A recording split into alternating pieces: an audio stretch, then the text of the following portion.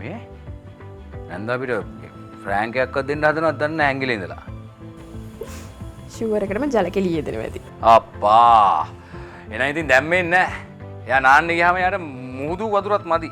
මේ ඔයා දන්නවද ඉස්සර අපේ තාත්තා යාට මොකද්ද කිව්වේ කියලා? මොකද්ද? හඩ්ඩි කියලා කිව්වේ. ඇයි ඒ? නෑ ඉතින් මේ කොල්ලෝ අපි වගේ නාන්නේ නෑනේ ඒගොල්ලන්. මොකද්ද කිව්වේ? අපි නම් ඔහම නෑ හරිද?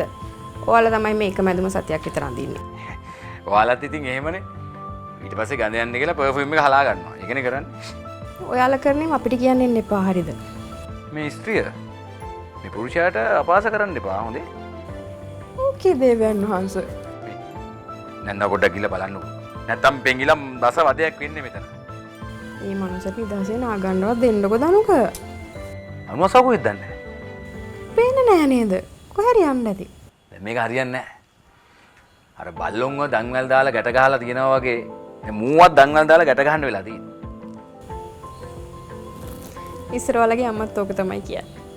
මේ අම ඔය වෙන කොල්ලෝ වගේ හතර වටේ ගියේ නෑනේ. එලිම ඔයා ගාවට ආවේ. හරි. ඔයාගේ රට වටේනේ